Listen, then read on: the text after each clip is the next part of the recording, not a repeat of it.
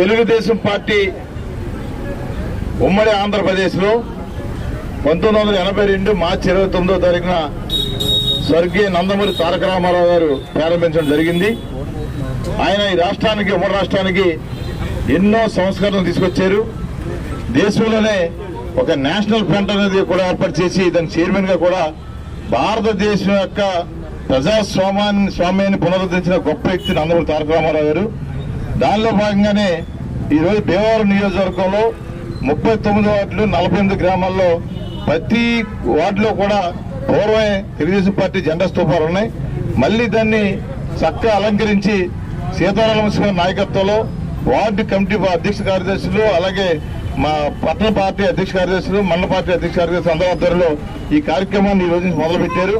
29వ తారీఖున ఈ ఆవిర్భావ దినోత్సవం ఎంతో అంగరంగ వైభవం చేయడం కోసం ప్రతి వార్డులోనూ ప్రతి గ్రామంలో పర్యటించి రాబోయే రోజుల్లో మన జాతీయ అధ్యక్షులు నారా చంద్రబాబు నాయుడు గారు, జాతీయ ప్రధాని గారు లోకేష్ బాబు గారు, అలాగే రాష్ట్ర అధ్యక్షుడు పల్లా శ్రీనివాస్ గారి ఆధ్వర్యంలో ఈ రాష్ట్రంలో తెలుగుదేశం పార్టీ యొక్క గొప్పదనాన్ని ప్రజలందరూ వివరించి రాబోయే స్థానిక ఎన్నికల్లో మనందరం కూడా మరి ఉన్నత లక్ష్యాలు ఇచ్చి చంద్రబాబు నాయుడు గారికి కానుక ఇవ్వాలని చెప్పి సందర్భం తెలియజేస్తూ మరొకసారి తెలుగుదేశం పార్టీ శ్రేణులకు, కూటమి నాయకులందరికీ కూడా శుభాకాంక్షలు తెలియజేస్తున్నాం.